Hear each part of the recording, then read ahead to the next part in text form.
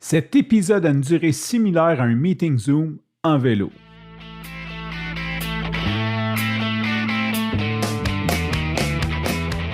Après 4 ans d'absence, je suis de retour avec Coach Bill pour la saison 2 du podcast Coureur.ie. Dans cette saison, on veut rendre accessible le monde de la course à pied par des discussions entre nous et divers acteurs du milieu.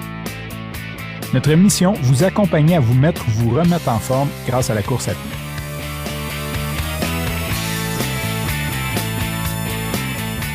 Aujourd'hui, on reçoit un orthopédiste et on veut démystifier les mythes vis-à-vis la santé et la course à pied. Bill, veux-tu nous présenter notre invité aujourd'hui? Bien sûr, on reçoit Étienne Leclerc. Puis je suis content, c'est un trifluvien d'origine. On a parlé souvent de moi, je suis à Trois-Rivières, puis fait que du talent de chez nous qui a été développé. Étienne est chirurgien orthopédiste spécialisé en traumato et en médecine du sport. Il a fini sa formation, sa spécialité en orthopédie en 2011, s'est spécialisé en orthopédie sportive par la suite et pratique depuis 2012. Présentement, il est à l'hôpital Brome-Missisquoi-Perkins à Cowansville. C'est un un adepte et un très bon triathlète. On y reviendra. Et puis, j'ai relaté là, quelques petits faits d'armes. Là. On voit un demi-marathon à Ottawa dès 2009 avec un excellent temps. Deuxième au triathlon épique en Estrie l'année passée.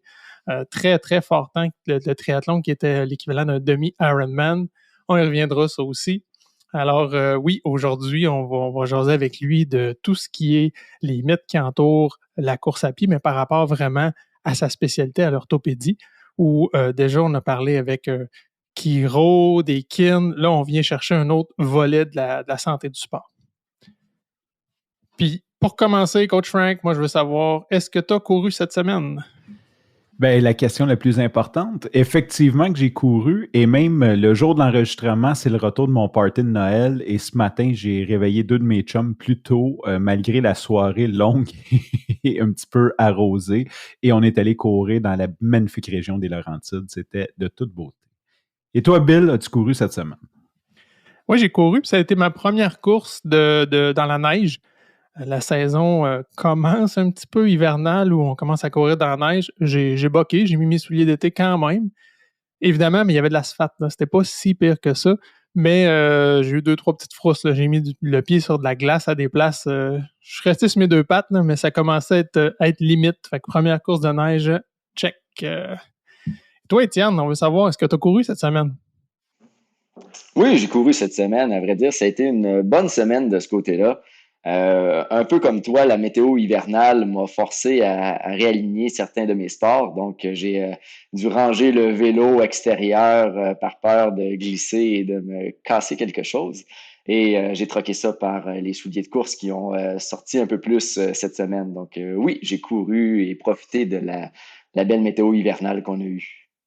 C'était le fun, le côté crisp. Je vais finir ça, mais cette semaine, il y avait un petit côté là, frais là, qui était vraiment agréable de courir cette semaine.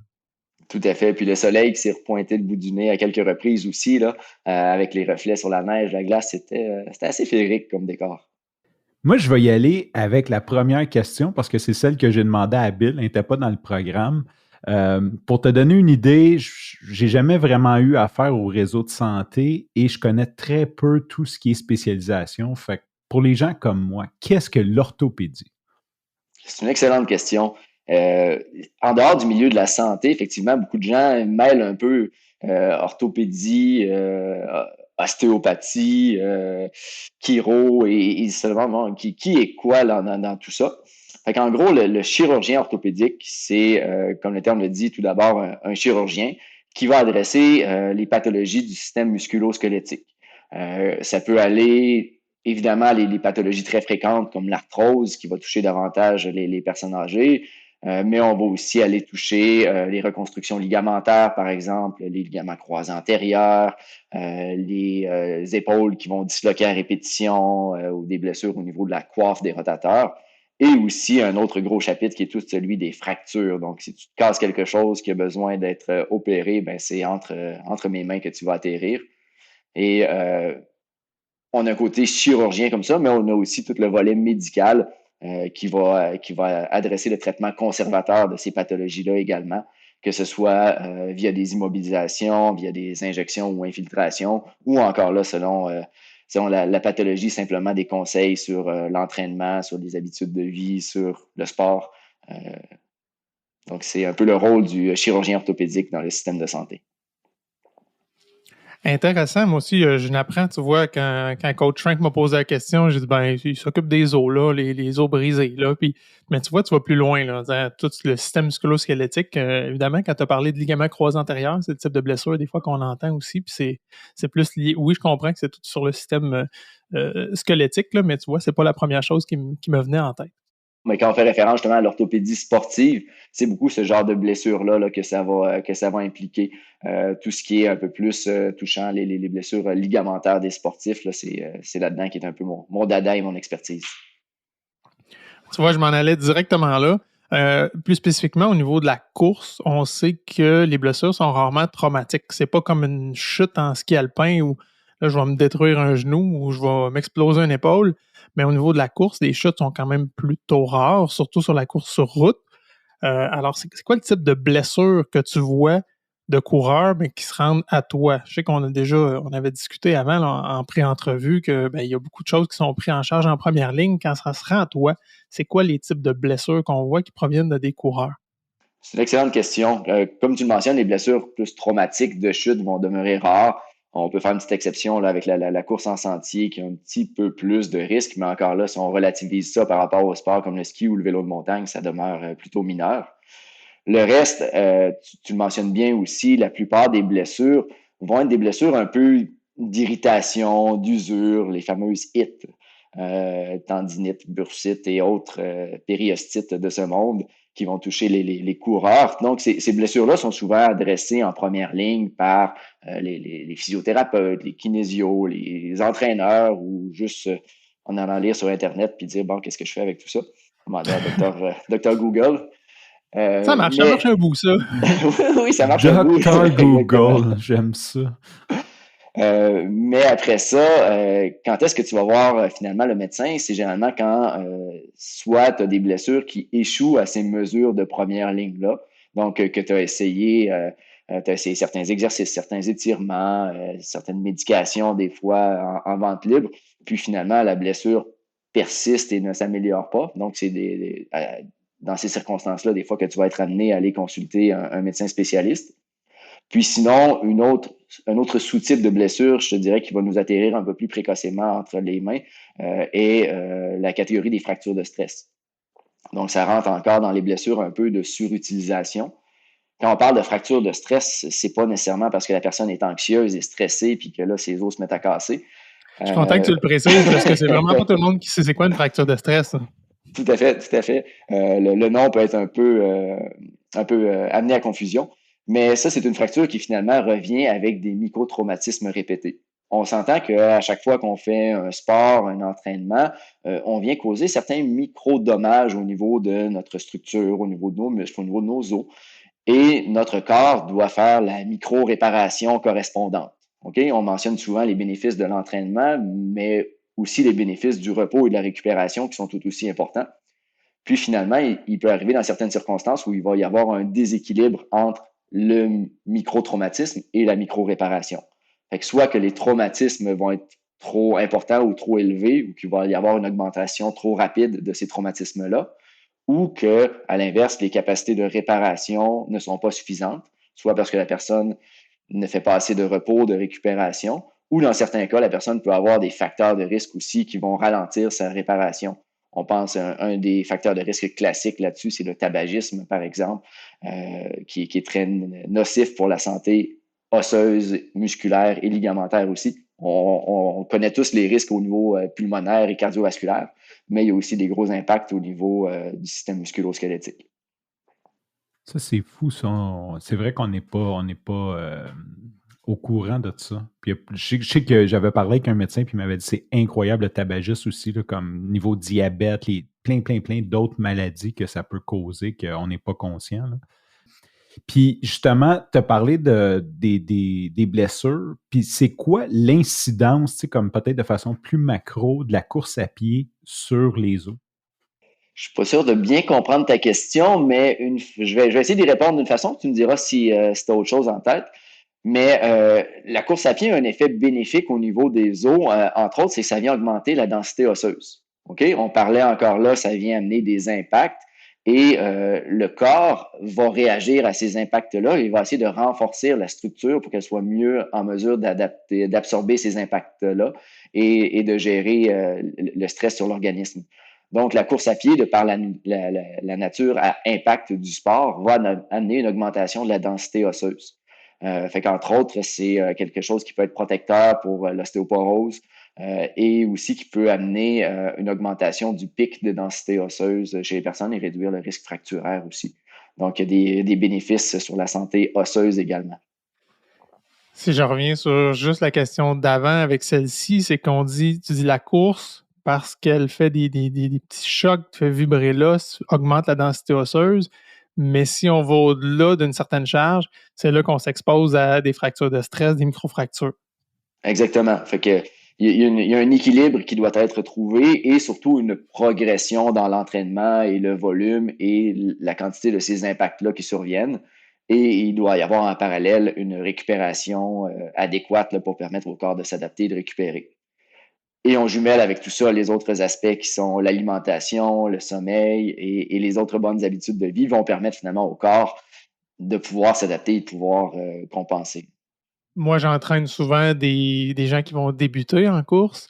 Puis, ce que je trouve le plus difficile, je dirais, c'est quand c'est des athlètes qui arrivent d'un autre sport, qui ont une bonne forme cardiovasculaire, mais qui ne sont pas des coureurs. Je pense à une récemment où c'est une très bonne cycliste, donc aucun impact dans sa pratique de sport. Par contre, elle a un excellent cardio. Fait que c'est difficile pour elle de comprendre qu'elle fait que du petit fractionné, quelques minutes, puis quelques minutes dans 2 jours, faire 4 fois une, par exemple. Mais c'est sûr que son constat, c'est « Mais je suis pas fatigué, je peux en faire plus. » Je comprends. Au niveau cardio, tu n'es pas fatigué. Mais au niveau tout ce qui est justement musculo-squelettique, c'est suffisant pour ton corps parce qu'il faut l'amener à vivre ces petits chocs-là, ces petits micro-traumatismes-là, puis qu'ils se réparent, puis que tu te renforces. Parce que ces personnes-là, souvent, veulent aller au max de leur cardio. Puis c'est là que, boum, ils se blessent parce qu'ils n'ont pas comment je peux dire, pas la force, là, mais la tolérance au niveau des jambes ou des os. Puis ça font qu'ils se blessent puis qu'ils régressent ou ils abandonnent souvent la course, par exemple. Oui, tout à fait. C'est un excellent point que tu amènes là.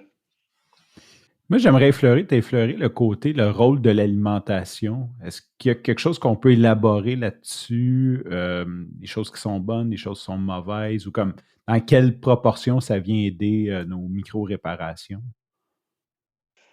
Je vais te répondre avec mon chapeau de non spécialiste sur le sujet, OK? Ça va être des principes un peu globaux.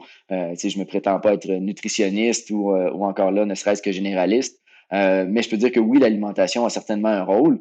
Il y a un rôle, d'apporter les ingrédients qu'il faut à ton corps pour lui permettre de faire ces réparations-là. OK? On pense souvent à tout ce qui est protéines, mais il y a besoin également d'une bonne répartition entre les gras, les carbohydrates et les protéines. Donc, les trois éléments ont leur rôle à jouer là, au niveau de la réparation corporelle. Et aussi, un aspect qu'on néglige parfois, c'est certaines diètes, entre autres la diète nord-américaine classique, avec les aliments transformés, les aliments sucrés, va être une diète qui va être pro-inflammatoire. OK? Quand notre corps absorbe des grandes quantités de sucre ou d'éléments transformés, il va relâcher des hormones à l'intérieur du corps pour aller un peu métaboliser et stocker tout ça. Et ces hormones-là vont aussi avoir un effet d'activation au niveau de la cascade inflammatoire corporelle. Donc, ton système inflammatoire va être un peu plus, si on veut, à vif ou un peu plus hyperactif et ça peut mener justement à des inflammations persistantes. Quand on parlait des hits tout à l'heure, là, donc il y a certaines blessures inflammatoires qui peuvent avoir plus de difficultés à guérir et à bien évoluer si on a une diète qui est riche en sucre et en éléments transformés. Mais oui, c'est intéressant ce que tu amènes sur l'alimentation. Moi, j'ai flashé sur les carbohydrates ou les glucides. Moi, je suis très adepte de ça. Mais je pense qu'il y a moyen d'y aller, par exemple, avec des meilleurs choix. Là. Parce qu'il y a des glucides dans les fruits, il y a des glucides dans certaines céréales, etc. mais c'est pas nécessairement juste des bonbons, des jujubes, etc. Là. Fait qu'il y a quand même un choix dans la qualité de la nourriture aussi qui vient, pas juste songer aux macros, là, protéines, glucides, lipides, là, en effet. Mais j'étais un gros adepte des glucides. Oui, mais encore là, c'est de choisir un peu comme tu parlais des fruits, si tu peux combiner ça avec des fibres ou des sucres à libération plus lente. On a peut-être déjà entendu parler des index glycémiques de certains aliments. Donc, l'idée, c'est que si tu as des sucres qui sont à libération plus lente, ça va diminuer les pics de sécrétion d'hormones au niveau de ton corps, puis ça va permettre une meilleure gestion. Donc, il y a moyen d'aller chercher du sucre et d'avoir du plaisir quand même dans l'alimentation. Mais oui, il y a des choix qui peuvent être plus bénéfiques dans ce qu'on fait. L'autre volet que tu as amené tantôt, c'est au niveau du repos, sommeil, de balancer tout ça. Peux-tu élaborer un petit peu plus sur c'est quoi l'effet bénéfique du repos, du sommeil pour éviter les blessures par rapport à tout ce qui est musculo-squelettique?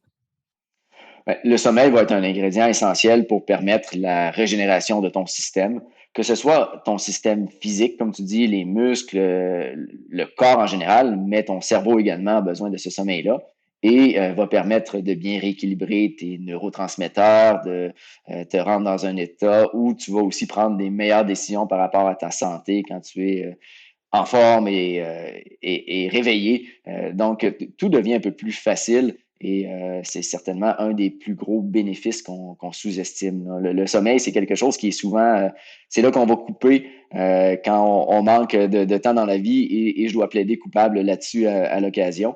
Mais ça devrait être plutôt un des derniers endroits où on coupe. Moi puis Bill, on prône beaucoup le sommeil, fait que c'est pour ça qu'on t'a relancé. Le repos, pas le sommeil, mais le repos.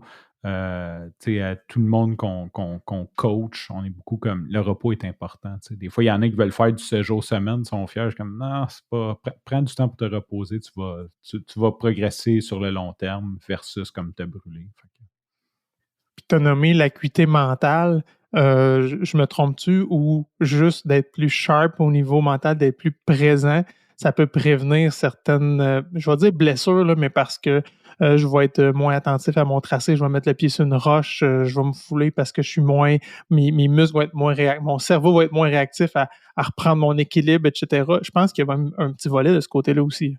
Tout à fait. Ben, ça, c'est toujours le classique. Moi, les gens que je vois en clinique qui se sont fait une fracture, c'est toujours sur la dernière descente de la journée. La petite, j'en fais une dernière, puis finalement, on est moins concentré, on est un peu plus fatigué, nos muscles réagissent moins bien, notre pied se met pas au bon endroit, puis c'est toujours sur celle-là qu'on finit par se faire mal.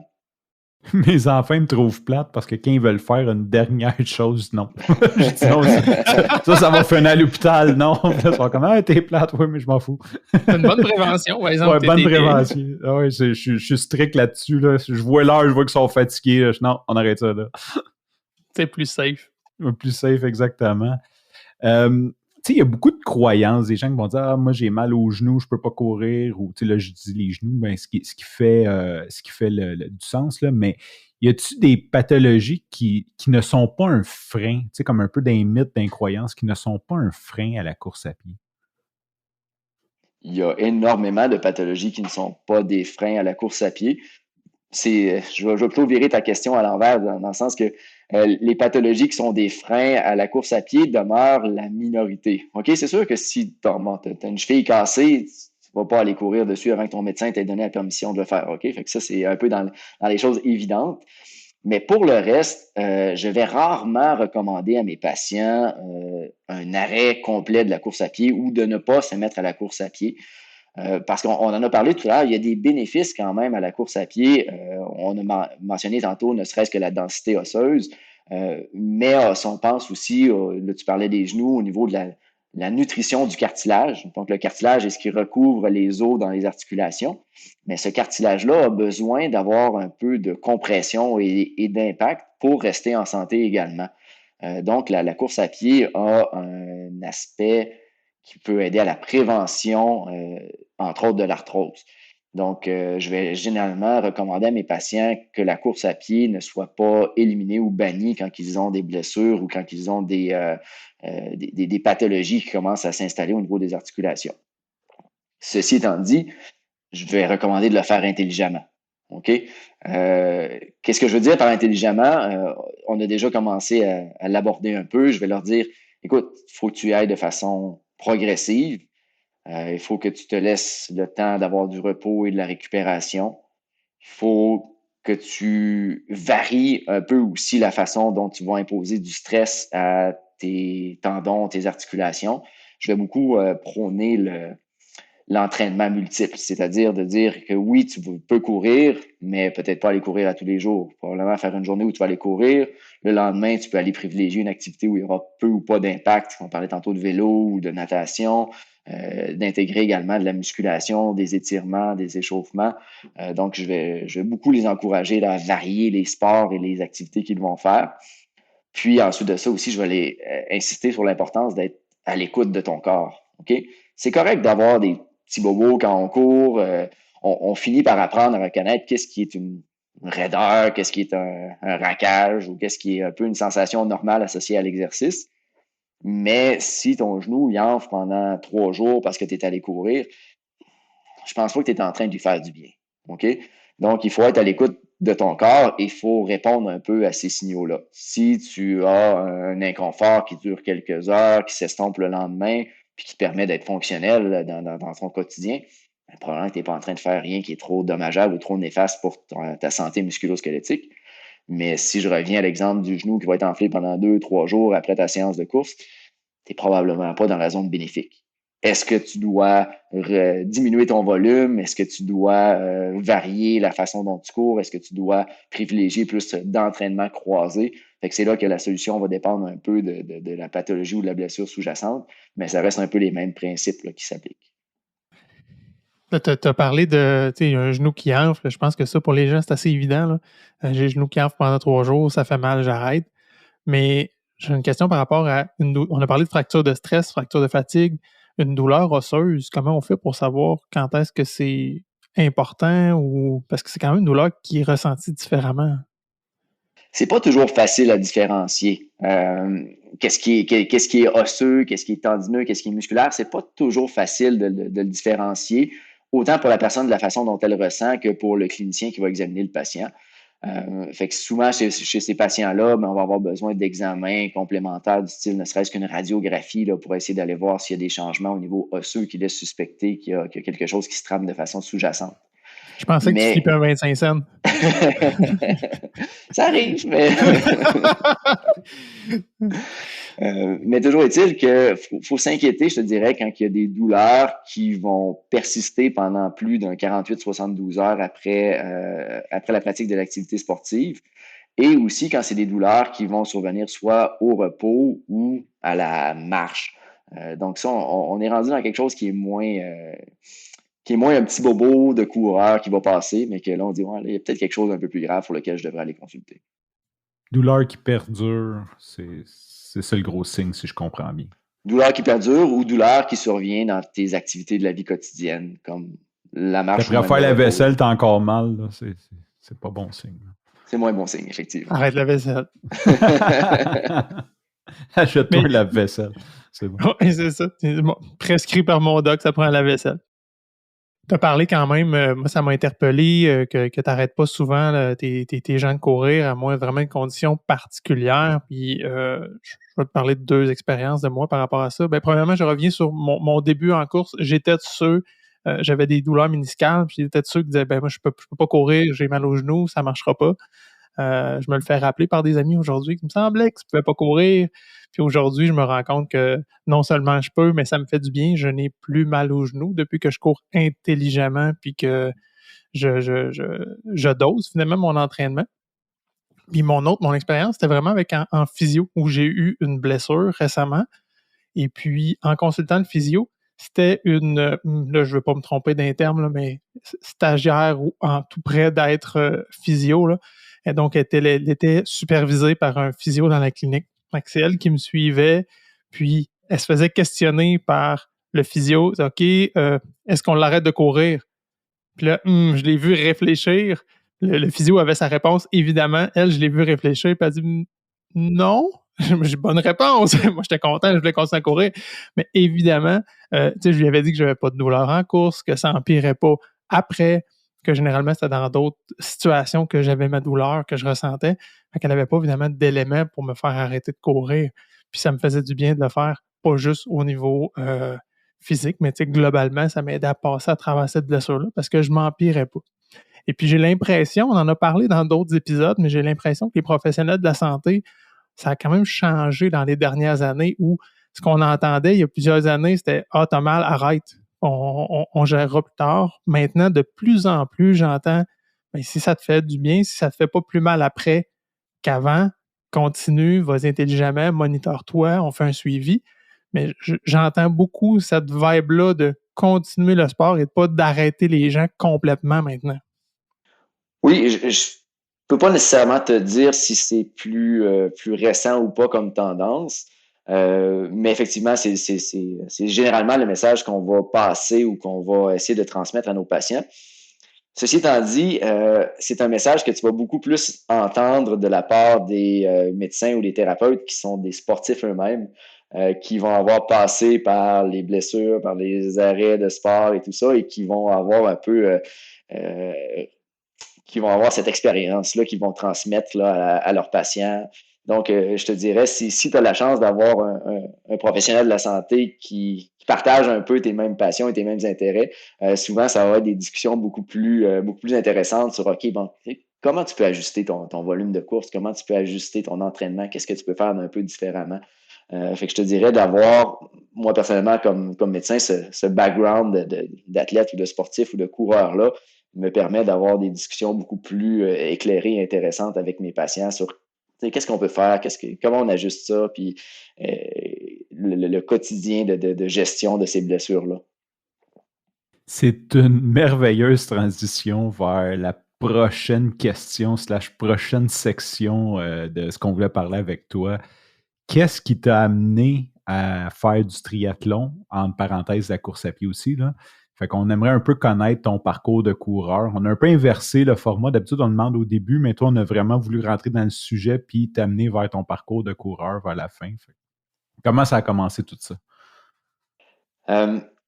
Ça a commencé, j'ai toujours été un actif ou un sportif et j'ai toujours été un peu un touche-à-tout côté sport. J'ai aimé faire autant du hockey que du tennis, que du baseball, que du soccer. Donc, j'ai été un peu touche-à-tout de ce côté-là. Et pour moi, la course à pied, donc dans ma jeunesse, dans mon adolescence, était un peu un accessoire que j'utilisais de façon occasionnelle pour garder la forme et au travers des autres sports, mais c'était plus un peu un à côté qui avait peu de place là avec tout le reste. Après ça, en vieillissant, j'ai eu une phase un peu plus gym et musculation pour essayer de prendre du coffre un peu. Le hockey était pas mal mon sport de prédilection dans la jeunesse, fait que j'essayais de prendre un peu de coffre. Et la course à pied, à ce moment-là, était un peu le cardio là, qui accompagnait les séances de musculation. Donc encore là, un peu un à côté, un accessoire.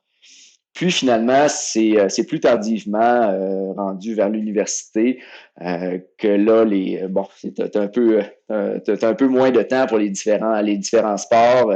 Les études en médecine, bon, ça peut être quand même un peu prenant au travers de tout ça. Donc, la course à pied avait l'avantage d'être quelque chose qui était rapide, qui était accessible, qui ne nécessitait pas d'horaire particulier non plus. Donc, j'ai commencé à courir un peu plus pour le plaisir de courir, là, je te dirais à l'université, là, donc dans la début vingtaine. Après ça, j'ai focusé plus sur la course à pied initialement. J'ai fait quelques courses, là, tu mentionnais Ottawa, qui je crois a été ma première course officielle. Écoute, ça doit être toi qui as les stats plus à jour que moi, mais je pense que c'est 2009. 2009, ma première course officielle. Puis après ça, je pense que vous avez tous les deux couru Ottawa, j'ai pu comprendre en écoutant vos autres podcasts. Puis vous savez que c'est connu pour être une course qui a beaucoup d'ambiance, qui a beaucoup d'encouragement, qui donne le goût finalement de continuer à courir puis de vivre ces événements-là. Donc, c'est à partir de là que j'ai eu un peu la piqûre comme ce que certains d'autres ont connu. Puis, j'ai fait après ça toutes les erreurs possibles de coureur. OK, j'ai beau être médecin, j'ai beau être motivé, intéressé et avoir un peu de background supplémentaire sur le sujet, j'ai fait toutes les erreurs qu'on peut faire là, de surentraînement, de blessures, de mauvaise gestion, je suis passé par là. J'ai fini une course en ambulance parce que j'avais perdu connaissance sur le Oh bord de la shit. route. OK. À ce point. Oui, à ce point-là. Tu sais, l'espèce de switch off là, qui dit hey, tu sais, arrête, ça fait mal. Moi, je ne l'ai pas, cette switch-là. Fait que je suis capable d'aller pousser dans la douleur et dans l'inconfort et j'y prends un certain plaisir, malheureusement. Ce qui fait que des fois, mon corps et mon système vont faire un shutdown avant que le cerveau ait la sagesse de dire que c'est pas une si bonne idée que ça. Bien dit. Puis moi, j'aimerais ça te dire comme ce que j'aime, c'est que je me dis que si tu as un sportif blessé devant toi, tu as l'empathie. Tu sais, parce que j'imagine un orthopédiste qui fait pas de sport comme ça, puis comme, mais pourquoi t'as pas juste arrêté, genre? Tout à fait. Ouais, fait que je suis passé par là, donc je les ai faites, les erreurs, et je sais que des fois, il faut qu'on les vive, ces erreurs-là. Il faut qu'on les fasse pour grandir et prendre de l'expérience. Donc, de ce côté-là, je les ai faites moi aussi. Puis j'espère que les gens qui sont à l'écoute de votre podcast et de notre discussion aujourd'hui vont peut-être en faire un petit peu moins d'erreurs grâce à notre discussion. Ils sont tous parfaits. C'est ça. Fait que toujours est-il qu'au travers de ces blessures-là, entre autres, c'est un peu comme ça que j'ai intégré davantage les autres sports, la natation, le cyclisme, et c'est ce qui m'a plus fait la transition vers le triathlon. Puis le triathlon, maintenant, ça doit faire au moins une quinzaine d'années que je le pratique. Puis ça a été vraiment aidant pour moi pour maintenir un équilibre justement entre le volume d'entraînement et la gestion des blessures.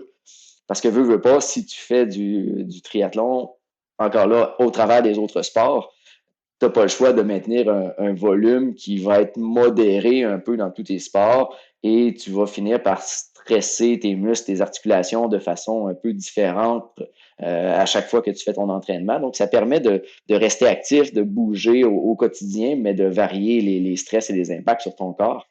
Donc, c'est un côté là, pour moi qui fait partie de l'équilibre que je cherche à atteindre.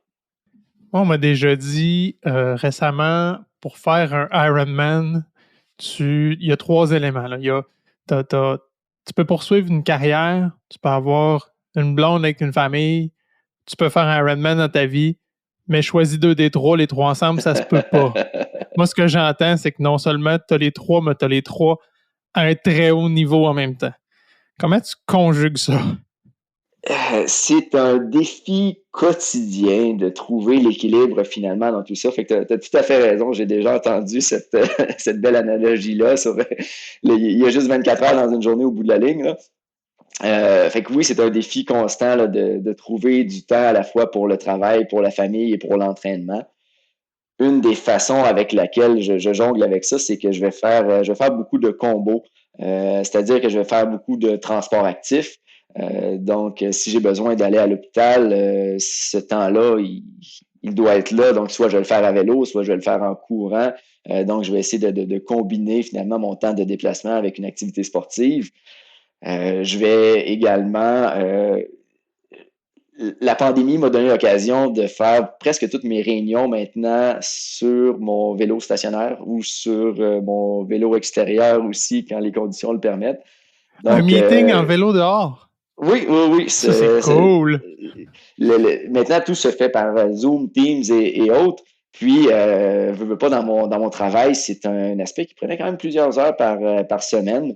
Je suis le chef du département de chirurgie chez nous, donc ça vient avec certaines responsabilités administratives, des réunions, des choses comme ça.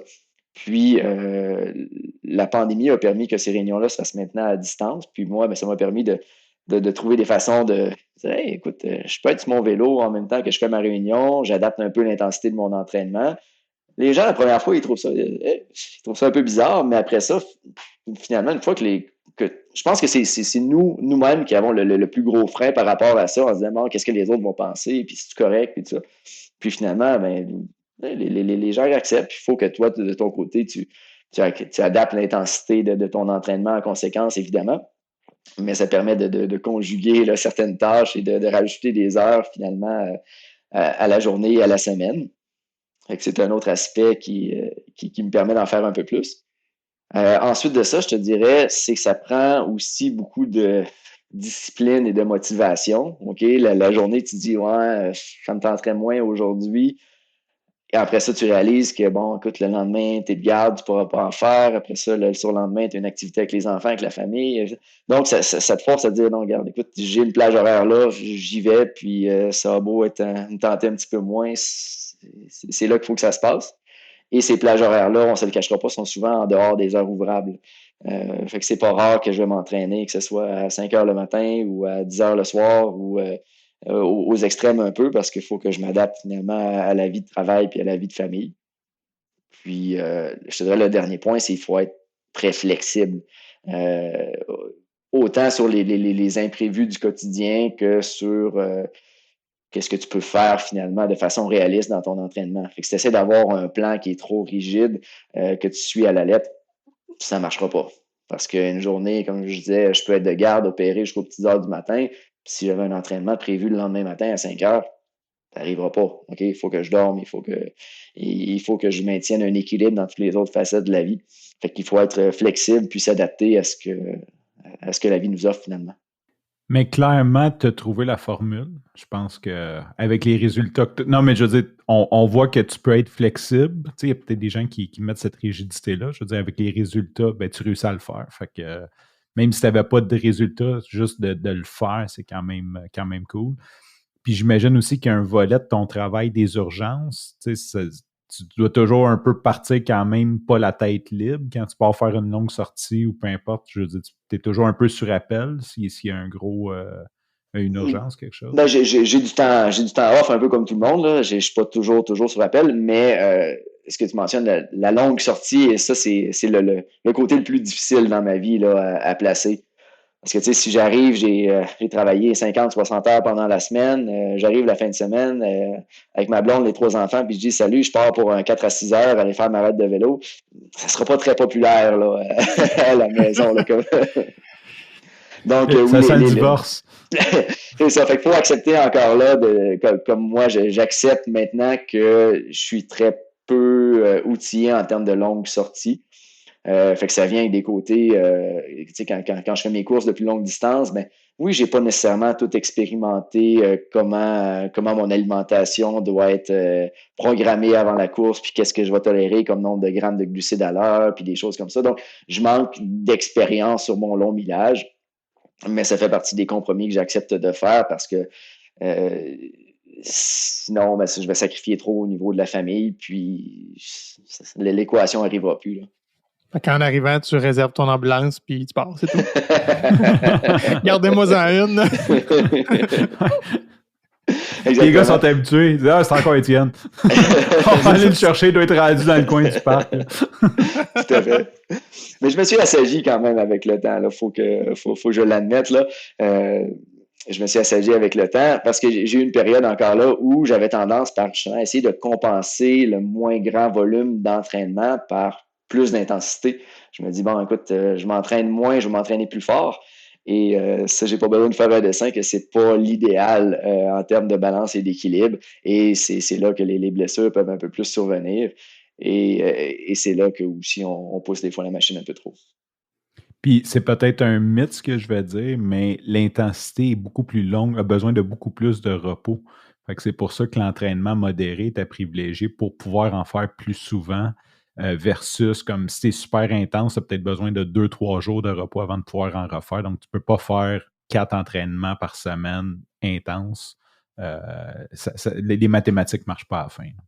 Tu as tout à fait raison. Puis ça, c'est encore dans mes difficultés là, à trouver l'équilibre là-dessus. Je trouve que c'est un enjeu qui est d'autant plus présent au niveau du triathlon. Moi, je prends juste au niveau des coureurs. Tu entraînes quelqu'un pour un marathon, on va le faire courir 6 jours semaine, on se garde une bonne journée de repos. En général, là, c'est une généralité, chaque plan est adapté, mais évidemment, là, ça ressemble à peu près à ça pour faire un bon gros volume dans les dernières semaines. Mais au niveau du triathlon, tu as trois lourds sports d'endurance à programmer, puis il y a toujours juste 7 jours dans ta semaine. Fait que je comprends que c'est sûr qu'au niveau du vélo, tu n'as pas des impacts, mais tu as quand même une partie du cardio puis de l'endurance. Au niveau de la nage, même chose. Fait que c'est sûr que tu as des doubles sports dans ta journée, mais je trouve ça difficile à mathématiquement rentrer ça dans une semaine puis garder un sain repos dans tout ça. Et boy, c'est quand même... puis surtout quand tu veux performer un peu, là, juste le faire, je trouve que c'est un enjeu, mais si tu es encore un petit peu plus dans la performance, c'est pas facile, là. Pas facile. Surtout avec des gens, on l'a nommé tantôt, famille, travail, etc. Wow! T'as raison, c'est pas facile. Puis, je prétends pas avoir la recette. J'ai une recette qui fonctionne, mais en même temps qui doit être constamment adaptée et révisée. J'ai la chance d'avoir je vais lui lever mon chapeau. J'ai une conjointe qui est extraordinaire, qui est très compréhensive, qui est elle aussi une sportive. Donc, on réussit à trouver des façons encore là. Notre date night, ben c'est sa mère qui vient garder à la maison pendant que nous, on s'en va faire du sport ensemble. On fait beaucoup aussi, je parlais de transport actif, mais on le fait beaucoup avec les enfants. Quand on va aux parties de soccer, ben il y en a un qui va en courant, l'autre il va en auto avec les enfants, et vice-versa sur le retour, ou on y va en vélo avec les enfants dans le chariot. Puis on trouve donc des façons d'intégrer tout ça. Puis c'est le fun de voir que ça se transmet aussi aux enfants qui, même s'ils sont très jeunes déjà, sont déjà des actifs, des sportifs, puis on espère qu'on va le garder, réussir à leur inculquer ces bonnes habitudes de vie-là. Mais j'ai déjà pas de doute, là, sont déjà des sportifs. Mon plus vieux a déjà 2 ou 3 triathlons derrière la cravate, du haut de ses 4 ou 5 ans, avec le plaisir et fait que c'est le fun de les voir aller. Il y a 5 ans puis il y a 3 triathlons? Comme spectateur ou genre... Non, comme participant. Comme participant. Mais c'est quoi? C'est à sa demande. C'est à force de voir papa, maman, tout ça. Il dit hey, moi aussi, j'ai envie d'en faire. Puis oui, il y a des formats de triathlon initiation pour les jeunes. Okay. Ça va être 25 mètres. Il n'a pas fait 3 Ironman. non. Ça va être 25 mètres de nage. C'est pas 1 kilomètre de vélo. Puis après ça, 250 mètres de course. Donc, c'est des courtes distances adaptées aux enfants. Mais de les voir embrasser ça et d'avoir du plaisir là-dedans, c'est le fun de les voir aller. Mais mon but n'est certainement pas de le pousser ou de les brûler là-dedans. On parlait tantôt d'équilibre sportif. Je pense que c'est particulièrement important chez les jeunes. C'est un sujet dont on entend un peu plus parler récemment, mais d'éviter la spécialisation sportive précoce chez les jeunes. C'est un des messages que je voudrais passer aujourd'hui, c'est de justement privilégier de les faire toucher à toutes sortes de sports, à toutes sortes d'activités. Ça va diminuer leur risque de blessures associées à ces sports-là. Puis aussi, ensuite de ça, les études montrent que c'est de cette façon-là qu'ils ont le plus de chances de demeurer actifs à l'âge adulte parce qu'ils vont avoir été un peu des touche-à-tout, qu'ils vont avoir plein d'activités qui vont les allumer et qu'ils vont avoir compris que bouger égale plaisir. Donc, c'est quelque chose qui est important de leur transmettre. Très beau message. C'est essentiellement ce que Natacha Gagné avait fait comme message dans un épisode précédent où elle était, on le rappelle, était l'instigatrice, fondatrice du grand club de course qui fait courir des jeunes enfants. Puis même si elle avait cette structure-là, puis avec une quarantaine maintenant de clubs du grand club, si je ne me trompe pas, elle prônait aussi ça, là, de ne pas spécialiser les enfants puis de les faire découvrir plusieurs choses. Fait que c'est cohérent là, avec ce que tu amènes, c'est intéressant. Je recule de quelques minutes, puis je veux réappuyer là-dessus. Moi, je trouve que tout ce que tu as nommé comme adaptation ou solution pour faire du sport à travers un horaire chargé, je trouve ça magnifique, que ce soit du transport actif, tu as nommé des réunions pendant que tu fais du sport, je trouve ça cool, de te joindre avec ta conjointe, de dire, ben OK, fais l'aller à la course, moi je vais faire le retour, ou vice-versa.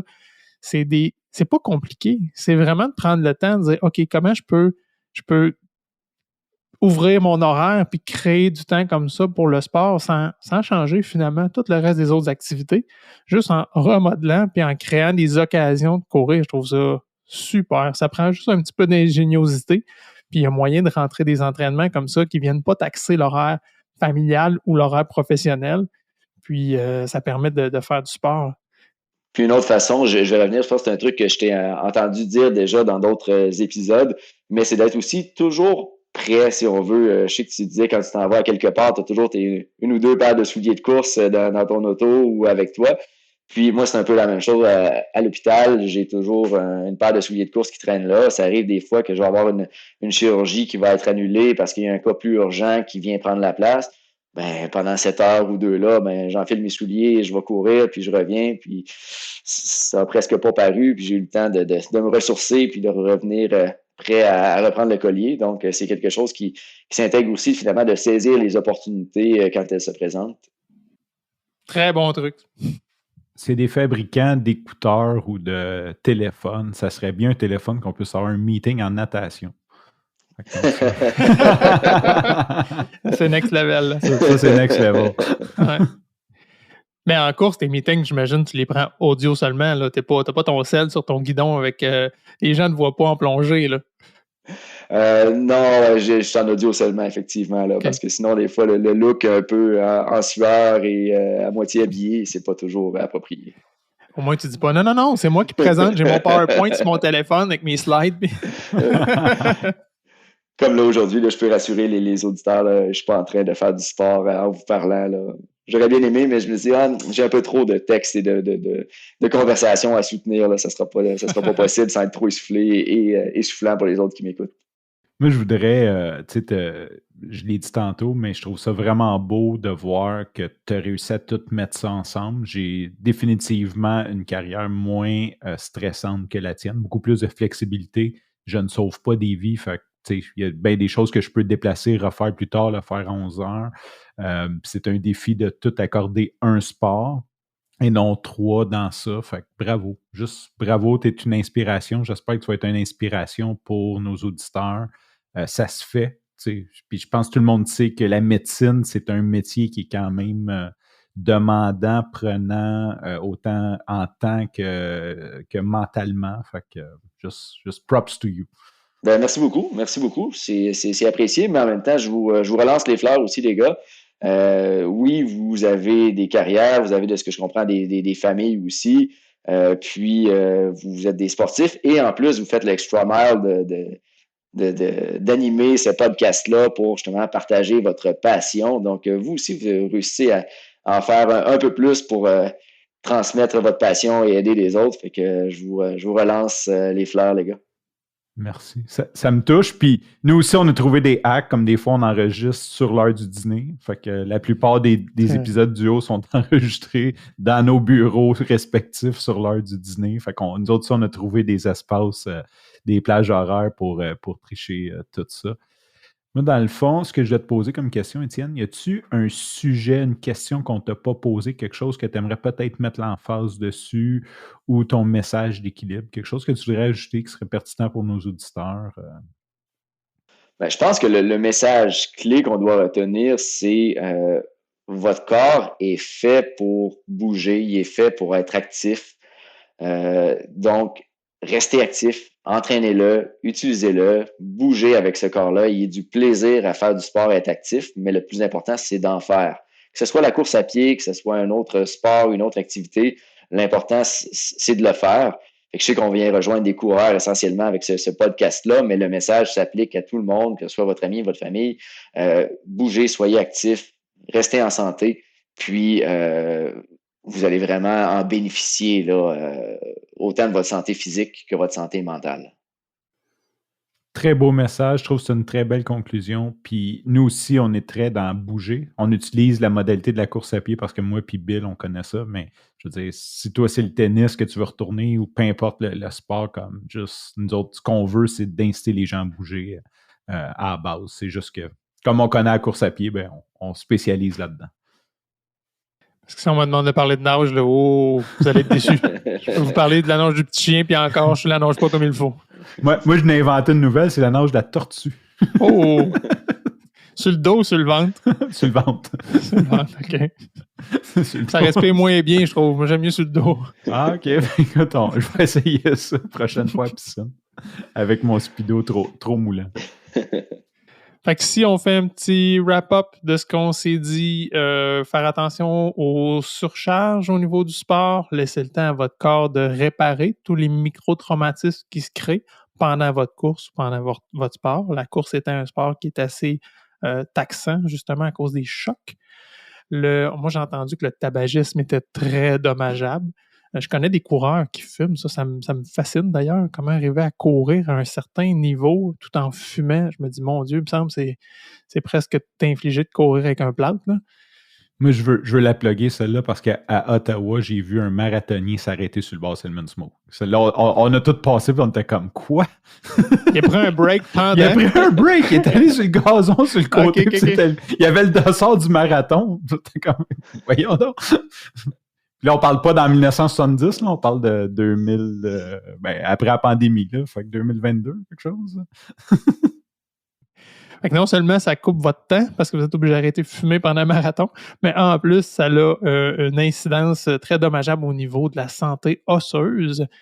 L'alimentation aussi, faire attention aux aliments qui sont très transformés ou avec un indice glycémique très élevé avec des faibles propriétés, moins de fibres, etc. Parce que ça va avoir une tendance plus inflammatoire puis que ça vient miner votre récupération.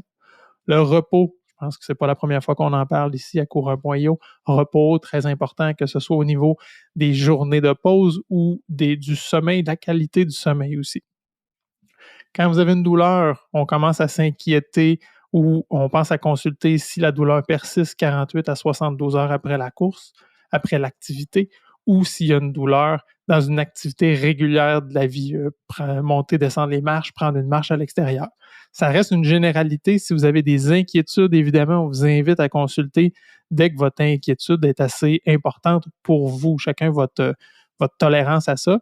Mais en général, là, en bas de 48-72 heures, on peut se dire que si la douleur se résorbe et qu'elle ne revient pas à chaque pratique, ben c'est peut-être en voie de se guérir. On a dit d'être flexible, indulgent, d'être ingénieux aussi pour intégrer votre sport à travers votre horaire de la vie. Il y a des petits trucs qui sont faciles qui vont vous permettre de faire votre sport. Même si vous pensez que vous n'avez pas de temps, il y a moyen d'en créer en combinant certaines choses, comme prendre un meeting en roulant sur le vélo. Et finalement, garder surtout un bon équilibre, santé physique, santé mentale, balancer tout ça pour que ce soit léger, plaisant et bénéfique pour votre santé. Étienne, j'oublie-tu quelque chose? Ça résume bien ce qu'on s'est dit aujourd'hui. Je pense que c'est un excellent résumé. Je te félicite pour tes capacités de synthèse. Puis je suis content de voir que tu as écouté nos discussions. Étienne, as-tu quelque chose à nous plugger aujourd'hui? À vrai dire, je voudrais profiter de cet épisode-là pour faire un shout-out à un très bon chum à moi qui est décédé cette semaine. Puis que je voudrais juste dire, profitez de la vie, ayez du plaisir, bougez, puis vivez chaque jour à fond. Mes condoléances, puis c'est un très beau message. Qu'est-ce qu'on dit à nos auditeurs? Bonne course!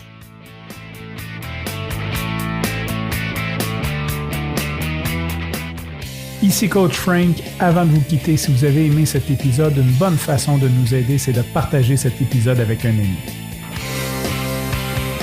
Bien sûr, vous inscrire au podcast, nous laisser un review 5 étoiles et un commentaire sur Apple Podcasts ou Spotify serait énormément apprécié.